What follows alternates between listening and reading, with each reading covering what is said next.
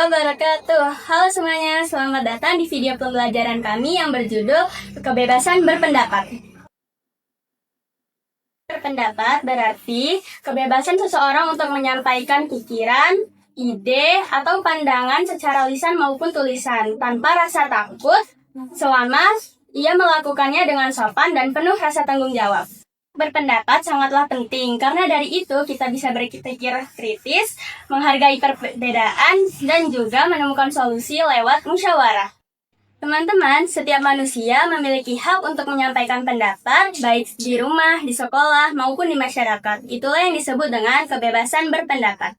Untuk menggambarkan hal itu, kami akan memberikan contoh situasi bagaimana jika kemerdekaan berpendapat diterapkan dengan baik dan tidak diterapkan. Oke, jadi aku udah putusin. Kita bakal ambil tema lingkungan bersih sekolah. Gak usah dibahas, kita langsung bagi tugas aja. Loh, kenapa langsung diputusin, Ki? Kita kan belum tentu semua setuju. Kan kita belum voting. Apa? Aku ketua kelompok. Aku tahu mana yang paling aman biar gak gagal. Tapi masa semuanya harus dari kamu, Ki? Kita kan juga punya ide. Nanti gak kelar-kelar. Aku cuma mau kelompok ini cepat selesai. Cepat itu penting, tapi bukan berarti kami nggak boleh ngomong. Setiap anggota berhak berpendapat. Iya, semua mau berpendapat. Tapi ujung-ujungnya gak ada hasil. Makanya dari awal, aku ambil alih biar jelas. Itu namanya bukan mimpin, Ki, tapi nyuruh seenaknya. Ketua bukan berarti paling bener. Aku mau bilang apa? Tapi kalau kalian gak menurut, nanti nilai jelek, jangan salahin aku. Kamu pikir cuma kamu yang kerja keras di sini? Kita juga menilai bagus. Kalau kalian bisa kerja tanpa ribut, aku gak perlu ngatur begini. Cukup, dari tadi cuma kamu, Ki, yang ngomong. Kamu gak pernah dengar pendapat kami. Ini kelompok. Setiap diskusi pasti ujungnya gini. Kamu selalu menganggap pendapat orang gangguan, bukan masukan. Ya udah, kalau kalian semua merasa aku salah, silakan aja bikin proyek sendiri. Aku juga bisa jalan sendiri. Ya bagus, kalian aja kamu tulis namamu di laporan biar orang-orang tahu siapa yang gak bisa diajak kerja sama. Beginilah jadinya kalau ada orang yang merasa benar sendiri. Ini tuh lebih ke pertunjukan ego, bukan kelompok. Aku gak berdebat lagi. Kalian semua cuma bisa ngomong, gak ada yang bisa jalanin kerjaan. Dan kamu cuma bisa merintah tanpa harus mendengarkan. Lucu ya. Kita mau bikin proyek tentang kerjasama, tapi ngomong aja nggak bisa tanpa peran. Kalau begini terus, jangan salahin aku kalau kelompok ini gagal total. Kita emang udah gagal dari awal, Ki. Bukan karena tugasnya, tapi emang kamu gak pernah ngasih kami hak untuk bicara. Dan ini adalah contoh situasi di mana kelompok tidak menerapkan kemerdekaan berpendapat dan pada akhirnya tidak bisa menyalurkan pendapat masing-masing. Dan ini adalah contoh situasi di mana suatu kelompok memiliki ketua dan anggota yang sama-sama berbicara dan berkomunikasi dengan menyalurkan pendapat mereka masing-masing.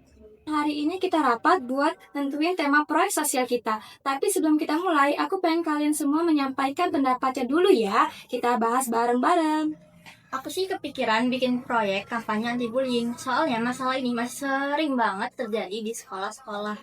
Setuju, tapi mungkin bisa juga ditambah kegiatan nyata kayak seminar atau video pendek biar lebih menarik. Aku suka idenya, tapi aku lagi mikirin tentang green school biar kita bisa lebih fokus ke lingkungan. Soalnya udah kotor lagi nih. Keduanya bagus loh, tapi kalau mau realistis, kita harus lihat dulu waktunya tepat atau enggak. Mungkin bisa digabungkan dua ide saja. Kampanye yang juga punya unsur peduli lingkungan. Jadi sementara ada dua usaha besar. Yang pertama, kampanye anti-bullying, dan kedua, green school. Kalau digabung, gimana kalau temanya sekolah ramah, anti-bullying dengan lingkungan bersih? Wah, bagus tuh. Bisa masuk dua topik sekaligus. Kita buat slogan positif sekalian biar pesannya nyatu. Aku setuju banget, nanti aku bisa bantu bikin desain poster sama dekorasi acaranya ya. Aku suka kalau kalian semangat dan saling dukung. Sebelum kita putuskan, gimana kalau kita voting aja biar adil? Setuju, tapi kayaknya kita semua udah searah, jadi nggak usah voting formal lagi. Iya, soalnya ini pertama kali kita rapat, nggak ribut kayak kelompok lain. Karena kita saling dengerin, bukan saling nyalahin. Itu kuncinya, musyawarah bukan soal siapa yang paling benar, tapi bagaimana semua suara bisa jadi satu kesepakatan. Dan yang paling penting, setiap pendapat harus dihargai. Aku suka kerja bareng kalian. Oke, jadi keputusan kita udah final ya. Tema proyek kita adalah sekolah ramah tanpa bullying dengan lingkungan yang bersih. Semua setuju? Setuju! Tadi adalah contoh dari penerapan dan tidaknya penerapan kemerdekaan berpendapat pada hal-hal kecil yang terjadi dalam kehidupan sehari-hari. Kali ini kami akan memberikan contoh situasi yang lebih serius dari penerapan dan tidaknya penerapan dalam kemerdekaan berpendapat. Halo semuanya, selamat pagi. Hari ini kita akan menyaksikan debat calon ketua OSIS MTS Negeri 2 Lampung Utara. Tujuannya untuk mencari siapa yang paling pintar dalam berbicara, tetapi siapa yang paling bijak dalam berpendapat dan punya visi terbaik untuk sekolah kita. Kita sambut para calon ketua OSIS MTS Negeri 2 Lampung Utara.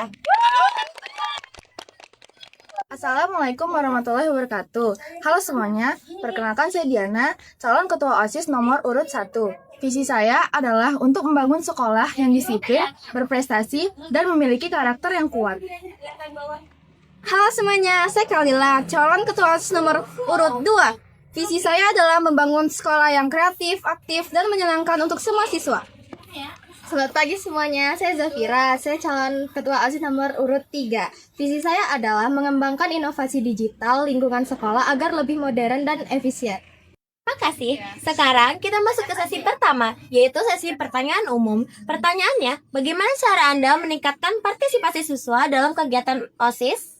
Menurut saya, partisipasi bisa meningkat jika adanya sistem yang terjadwal dan disiplin dengan baik. Banyak kegiatan yang gagal karena tidak adanya kedisiplinan waktu. Jadi saya ingin membuat aturan yang tegas tetapi adil agar semua siswa memiliki tanggung jawabnya masing-masing. Pendapat Diana bagus, tapi menurut saya bukan hanya disiplin yang penting, tetapi juga rasa memiliki. Kalau kegiatan OSIS dilakukan dengan kreatif dan seru, siswa bisa ikut dengan sukarela, bukan karena diwajibkan. Saya setuju dengan keduanya, tapi saya ingin menambahkan kita bisa memanfaatkan teknologi, misalnya lewat aplikasi atau media sosial sekolah, untuk bisa mengajak siswa berkegiatan. Itu bisa membuat partisipasi lebih naik tanpa paksaan. Tanggapan yang sangat menarik dari ketiga calon. Sekarang kita masuk ke sesi debat bebas, tapi tetap dengan aturan yang sopan dan saling menghormati ya.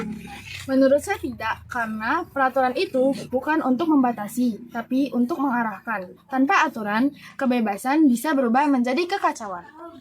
Saya setuju sebagian, tetapi kita juga harus melihat sisi siswa yang lain. Kalau aturan terlalu ketat, bisa saja siswa takut untuk berekspresi. Saya ingin membuat aturan yang fleksibel, tetapi tetap beretika. Saya melihatnya dari sisi tengah, aturan harus tetap ada, tapi bisa disosialisasikan lewat dialog dua arah.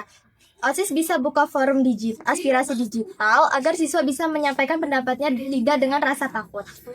Sekarang kalian semua menunjukkan bahwa debat tidak harus saling menjatuhkan, tapi juga bisa jadi ruang untuk saling melengkapi. Sekarang sebelum kita akhiri, saya beri waktu kalian 1 menit untuk masing-masing calon menyampaikan pesan penutup.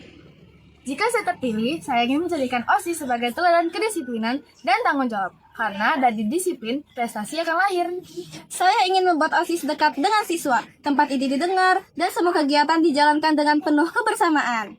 Saya ingin membawa OSIS kita ke era baru, lebih modern, lebih efisien, dan lebih terbuka lewat inovasi pilihan.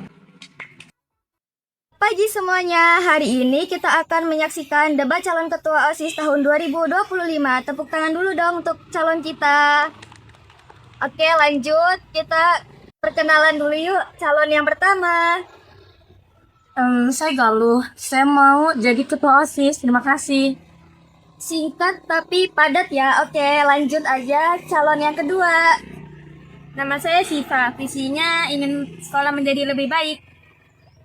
Ya, pastinya sekolah yang lebih baik. Pasti sekolah yang luar biasa. Lanjut calon yang ketiga. Nama saya Sabrina, saya suka teknologi, itu aja. Wah, oke, keren banget. Kita lanjut ke sesi pertanyaan. Pertanyaan pertama, menurut kalian bagaimana meningkatkan semangat siswa dalam kegiatan OSIS? Ayo dimulai dari Galuh. Disemangatin aja kali, biar semangat. Ya, semangat itu penting. Oke, lanjut ke Sivanur. Ya, sama aja sih, disemangatin juga. Wow, pemikiran yang senada ya. Mungkin Sabrina punya ide lain? Enggak, sama aja. Baik, lanjut pertanyaan yang kedua. Kalau kamu terpilih jadi ketua OSIS, apa program pertama yang akan kamu buat? Upacara, biar disiplin. Wah, mantap. Upacara untuk disiplin ya. Disiplin juga penting. Kalau Sivanur? Lomba masak. Menarik, OSIS seperti MasterChef. Kalau Sabrina? Istirahat dulu baru mikir program. Oke, luar biasa ya teman-teman, debat yang sangat tenang. Kita tutup, aku kasih kesempatan untuk pesan penutup. Silakan satu-satu ya, dimulai dari Galuh. Pilih saya, terima kasih. Kalau bisa, pilih saya juga. Terserah. Baik, demikian calon ketua OSIS kita hari ini, walau singkat tapi tetap penuh makna ya. Tepuk tangan sekali lagi untuk calon ketua OSIS kita. Teman-teman, dari semua contoh tadi kita bisa belajar satu hal penting. Berpendapat itu hak semua orang, tetapi cara menyampaikannya akan menentukan hasilnya. Jika kita tidak memberi ruang untuk orang lain berbicara, akan menyebabkan pertengkaran, pertingkaian, juga perpecahan. Tetapi ketika kita memberikan ruang untuk orang lain berbicara, mendengarkan, dan berdiskusi dengan sopan dan bertanggung jawab, kita akan menemukan keputusan terbaik bersama. Nah, bangsa yang maju lahir dari rakyat yang berani menyuarakan suara dan berpendapat dengan cara yang benar. Terima kasih sudah menonton video kami harap video ini dapat bermanfaat dan dapat menjadikan pembelajaran untuk mengingatkan kita untuk terus menghargai kemerdekaan berpendapat. Wassalamualaikum warahmatullahi wabarakatuh.